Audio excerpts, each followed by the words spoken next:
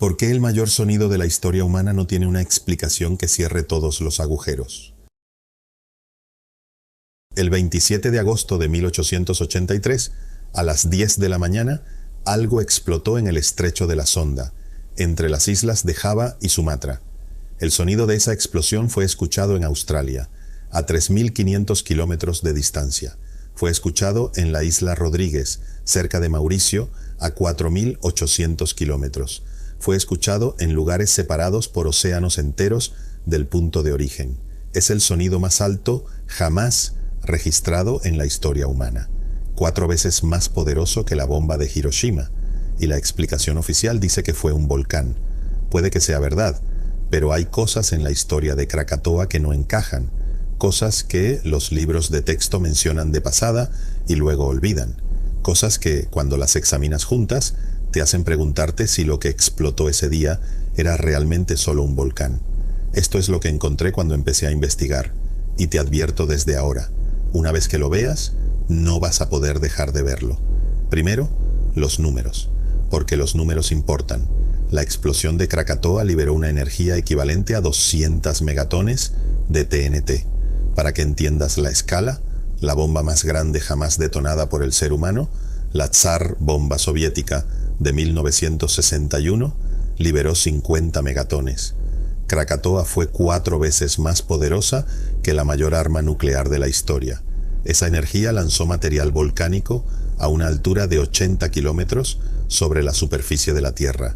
Creó tsunamis de hasta 30 metros de altura que arrasaron las costas de Java y Sumatra, matando a más de 36.000 personas. La onda de presión de la explosión dio la vuelta al planeta no una vez, sino 7 veces, registrada por barógrafos en todo el mundo durante 5 días después del evento.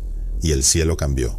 Durante los 2 años siguientes a la explosión, los atardeceres en todo el mundo fueron de colores extraordinarios, rojos, naranjas, púrpuras, que los artistas de la época documentaron en pinturas que todavía existen.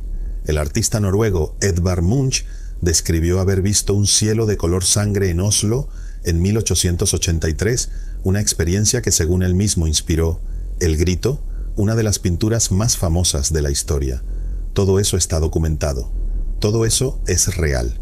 Y la explicación oficial dice que fue la ceniza volcánica en la atmósfera la que produjo esos efectos ópticos. Es una explicación razonable.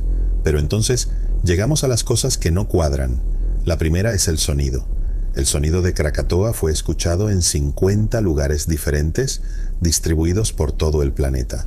Lugares separados por miles de kilómetros entre sí, sin comunicación entre ellos en el momento del evento, que registraron independientemente haber escuchado algo que describían como cañonazos, como truenos, como explosiones de artillería. Los físicos han calculado que, para que un sonido sea audible a 5.000 kilómetros de su origen, necesita una cantidad de energía extraordinaria. La explosión de Krakatoa la tenía, eso está explicado. Pero hay algo que los físicos no explican completamente. El patrón de distribución del sonido no corresponde exactamente con lo que esperaríamos de una explosión puntual en un único lugar. Hay zonas de silencio, áreas geográficas, que deberían haber escuchado la explosión según los modelos de propagación del sonido y que no reportaron haberla escuchado. Y hay lugares que escucharon el sonido múltiples veces, con intervalos entre repeticiones que no corresponden completamente con los ecos esperados. ¿Qué explica esas anomalías en el patrón de distribución del sonido? La respuesta honesta es que los modelos físicos disponibles no las explican completamente. Hay algo en cómo se propagó el sonido de Krakatoa que todavía no comprendemos del todo. La segunda anomalía es la temperatura. En los meses posteriores a la explosión, la temperatura global descendió aproximadamente 1,2 grados centígrados. Ese efecto, conocido como invierno volcánico, está bien documentado y bien explicado. La ceniza y el dióxido de azufre en la estratosfera reflejan la radiación solar, enfriando el planeta. Pero el efecto de Krakatoa duró más de lo esperado. Los modelos estándar de invierno volcánico predicen un enfriamiento de 1 a 2 años. El efecto de Krakatoa duró 5 años, con anomalías climáticas documentadas hasta 1888. ¿Por qué duró tanto? La explicación oficial habla de la cantidad extraordinaria de material que Krakatoa lanzó a la estratosfera. Es posible, pero hay investigadores que han señalado que la cantidad de material necesaria para explicar un enfriamiento de 5 años supera significativamente las estimaciones del volumen total de la erupción. Si el material volcánico no es suficiente para explicar el efecto climático, ¿qué más estaba en la atmósfera? La tercera anomalía es la más perturbadora, y es la que los libros de texto mencionan menos. En los días posteriores a la explosión, marineros en el Océano Índico reportaron algo extraordinario. El mar estaba cubierto de cadáveres, no de personas que habían muerto en los tsunamis, cuyos cuerpos podrían haber llegado al mar, sino de animales. Miles, decenas de miles de animales muertos flotando en el océano. Peces, aves marinas, mamíferos marinos, todos muertos, distribuidos sobre un área que los marineros describían como extendiéndose hasta donde alcanzaba la vista. ¿Qué mató a esos animales? Los tsunamis explican algunas muertes costeras, pero la distribución descrita por los marineros en mar abierto, lejos de las costas afectadas, no corresponde con lo que esperaríamos de un tsunami. Hay algo más. En varios puntos del Océano Índico, los marineros reportaron que el agua estaba caliente, no tibia, caliente, lo suficientemente caliente como para ser notable, lo suficientemente caliente como para merecer mención en los registros de los barcos. ¿Qué calentó el Océano Índico en un área extensa después de la explosión de Krakatoa? La actividad volcánica submarina puede calentar el agua localmente, pero el área descrita por los marineros era demasiado grande para ser explicada por actividad volcánica localizada. Nadie ha dado una explicación satisfactoria para el agua caliente ni para la cantidad de animales muertos en mar abierto. Ahora necesito hablarte de algo que va más allá de las anomalías físicas, algo sobre lo que ocurrió con las personas. La narrativa oficial de Krakatoa dice que murieron 36.000 personas, principalmente por los tsunamis. Es una cifra extraordinaria para la época, pero hay investigadores que han señalado que esa cifra podría ser significativamente subestimada. Los registros de población de las islas del Estrecho de la Sonda antes y después de 1883 muestran discrepancias que van más allá de las 36.000 muertes documentadas. Hay comunidades enteras que desaparecieron de los registros sin que sus pérdidas fueran completamente documentadas. Hay áreas de Java y Sumatra donde los censos posteriores a 1883 muestran poblaciones significativamente menores que los registros anteriores, con diferencias que superan las muertes atribuidas a los tsunamis. ¿Cuántas personas murieron realmente en Krakatoa y sus consecuencias? No lo sabemos con certeza. Los registros de población en la región eran imperfectos antes de 1883 y la destrucción de infraestructura administrativa por los tsunamis hizo que los registros posteriores también fueran incompletos. Pero la discrepancia demográfica existe y nadie la ha explicado satisfactoriamente. Hay una última cosa que necesito contarte, algo que encontré al final de esta investigación y que cambió completamente la manera en que veo este evento. Algo que no está en los libros de texto, algo que los geólogos conocen, pero raramente discuten en público con todas sus implicaciones. Algo que, cuando lo ves en su totalidad, hace que la pregunta de si Krakatoa fue solo un volcán se vuelva mucho más difícil de responder con un simple sí. En 1927, 44 años después de la explosión de Krakatoa, surgió del mar en el mismo lugar una nueva isla volcánica. Los geólogos la llamaron Anak Krakatau, que en indonesio significa hijo de Krakatoa. Desde entonces ha estado en erupción casi continua, creciendo lentamente, construyendo una nueva montaña sobre las ruinas de la que explotó en 1883. No es una isla estable, no es una isla que crece de manera predecible, es una isla que en 2018 colapsó parcialmente en el mar, generando un tsunami que mató a más de 400 personas en las costas de Java y Sumatra, sin que ningún sistema de alerta temprana lo detectara a tiempo. Ese colapso de 2018 reveló algo que los geólogos habían sospechado pero no podido confirmar completamente. La estructura interna de Anak Krakatau era fundamentalmente diferente de lo que los modelos predecían. La isla Era más inestable de lo que cualquier modelo estándar de formación volcánica habría sugerido. Y la razón de esa inestabilidad, según los análisis geológicos posteriores al colapso, tiene que ver con algo que está muy por debajo de lo que podemos ver en la superficie. Anak Krakatau es monitoreada constantemente por geólogos de todo el mundo. Hay estaciones sísmicas permanentes en la región, hay boyas de monitoreo en el estrecho de la Sonda, hay satélites que registran la actividad volcánica desde el espacio, y lo que todos esos instrumentos han registrado a lo largo de décadas de monitoreo continuo es perturbador cuando lo examinas en su totalidad. La actividad sísmica bajo Krakatoa no corresponde completamente con el perfil de un volcán de arco insular estándar. Los volcanes de arco insular, el tipo de volcán que la geología estándar dice que es Krakatoa, tienen un perfil sísmico característico. Sus terremotos se concentran en profundidades específicas que corresponden con la zona de subducción que los alimenta. Sus patrones de actividad siguen ciclos predecibles relacionados con la acumulación y liberación de presión en la cámara magmática. El perfil sísmico de Krakatoa tiene elementos que no corresponden completamente con ese modelo. Hay actividad en profundidades que no deberían ser sísmicamente activas según el modelo estándar. Hay patrones de vibración que los sismólogos describen como inusuales para un volcán de sus características, y hay eventos sísmicos que preceden las erupciones con tiempos de anticipación que no corresponden con los modelos de dinámica de fluidos magmáticos disponibles. ¿Qué explica esas anomalías sísmicas? Los geólogos tienen respuestas parciales. Hablan de complejidades en la geometría de la zona de subducción bajo el estrecho de la Sonda. Hablan de interacciones entre múltiples sistemas volcánicos en la región. Hablan de heterogeneidades en la composición de la corteza oceánica que podrían producir los patrones observados. Son respuestas que explican algunos elementos, pero no todos. La composición química de la lava de Anak Krakatau tampoco corresponde completamente con lo que esperaríamos de un volcán cuya historia geológica creemos conocer bien.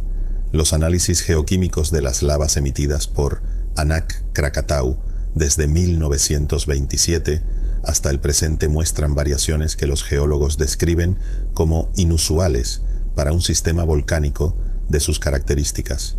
Hay elementos en esa lava, ratios isotópicos específicos, concentraciones de elementos traza, que sugieren que la fuente magmática que alimenta el volcán tiene una composición que no corresponde completamente con los modelos de la corteza oceánica en esa región. En términos simples, la roca que sale de Krakatoa no es completamente la roca que debería salir de ahí según lo que sabemos sobre la geología del lugar. ¿Qué hay debajo de Krakatoa? Los geólogos tienen modelos, tienen teorías, tienen décadas de datos sísmicos y geoquímicos que han interpretado de múltiples maneras. Pero la respuesta honesta, la que los especialistas admiten en conversaciones privadas, pero raramente publican en términos tan directos, es que no lo sabemos con certeza. Hay algo debajo de ese estrecho, algo en las profundidades de la corteza terrestre bajo el Océano Índico, que no se comporta completamente como los modelos estándar predicen. Y ese algo, sea lo que sea, produjo en 1883 el mayor sonido de la historia humana. Cambió el clima del planeta durante 5 años. Calentó el océano en un área extensa, alejada del punto de erupción. Mató a animales en mar abierto a distancias que los tsunamis no pueden explicar completamente. Produjo un patrón de propagación del sonido que los físicos no pueden modelar completamente con las herramientas disponibles, y dejó en la atmósfera material suficiente para producir los atardeceres de colores que Edvard Munch vio desde Oslo y que pintó en El Grito. ¿Fue solo un volcán? Puede que sí. La geología tiene herramientas poderosas y los modelos actuales explican la mayoría de lo que ocurrió en 1883. No estoy diciendo que la explicación volcánica sea falsa, estoy diciendo que es incompleta, que hay elementos del evento que esa explicación no cubre satisfactoriamente, que hay anomalías documentadas, registradas por instrumentos científicos y descritas en la literatura especializada que permanecen sin explicación satisfactoria después de más de 140 años de estudio. Los volcanes no producen patrones de sonido que los físicos no pueden modelar completamente. Los volcanes no calientan el océano en áreas extensas alejadas del punto de erupción. Los volcanes no producen efectos climáticos que duran más del doble de lo que los modelos predicen.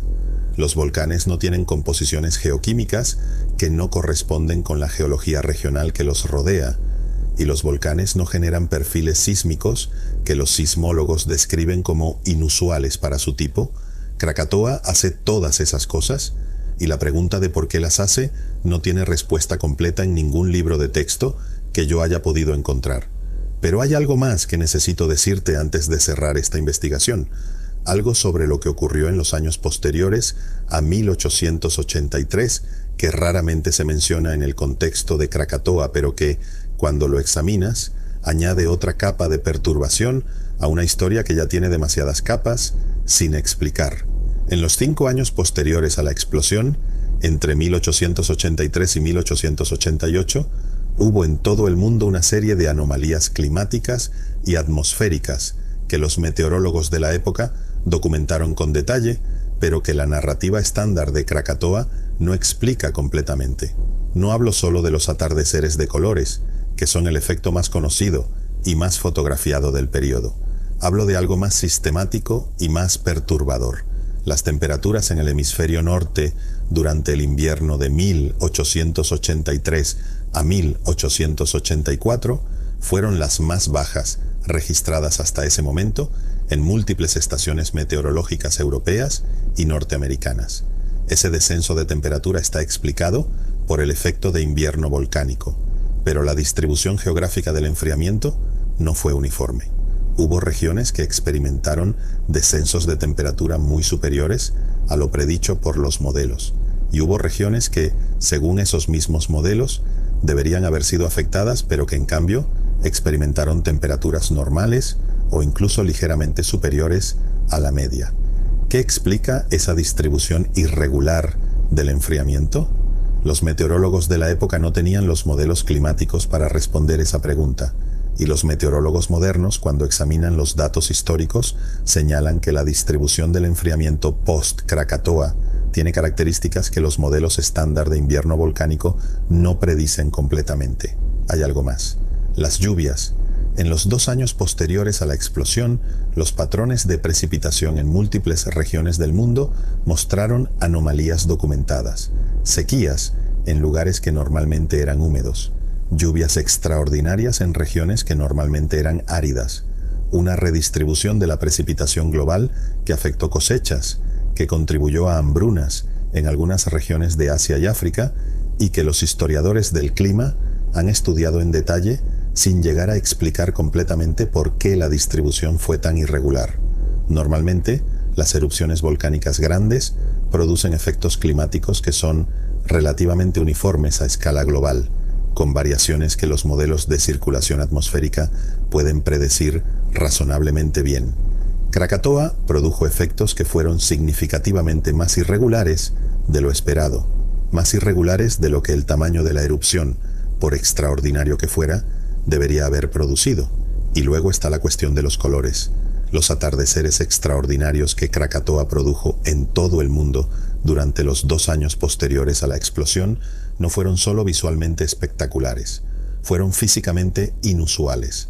Los análisis ópticos de los testimonios y pinturas de la época, realizados por físicos modernos que han intentado reconstruir las propiedades ópticas de la atmósfera post-Krakatoa, sugieren que la composición del material que producía esos efectos no corresponde completamente con la ceniza volcánica estándar. La ceniza volcánica produce efectos ópticos. Eso está bien documentado y bien comprendido. Pero los efectos ópticos de Krakatoa tuvieron características de dispersión de la luz que los físicos describen como inusuales para la ceniza volcánica del tipo que Krakatoa debería haber producido. Hay algo en cómo ese material interactuaba con la luz solar que sugiere una composición o una distribución de tamaños de partícula que no corresponde completamente con lo que esperaríamos de una erupción volcánica estándar. ¿Qué había en la atmósfera después de Krakatoa, además de la ceniza volcánica?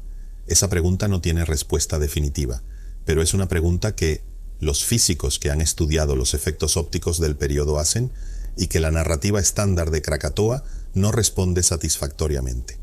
Algo explotó en el estrecho de la Sonda el 27 de agosto de 1883. Algo de una escala y una naturaleza que todavía no comprendemos completamente.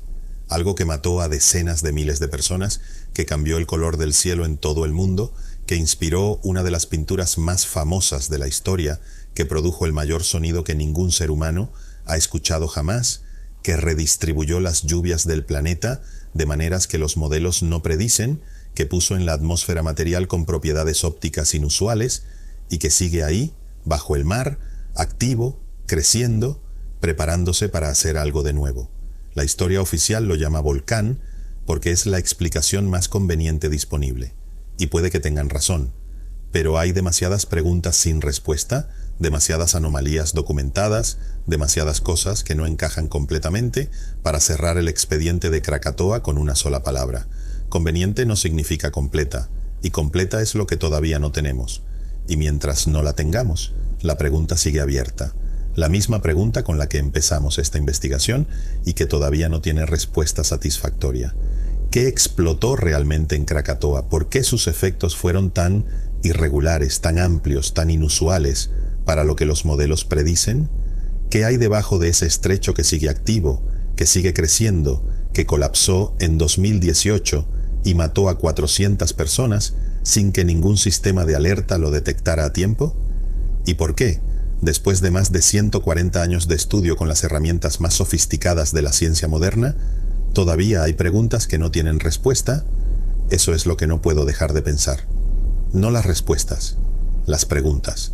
Porque las preguntas que no tienen respuesta son siempre más reveladoras que las respuestas que la narrativa oficial ofrece demasiado rápido y demasiado convenientemente. Krakatoa sigue ahí. Y las preguntas también.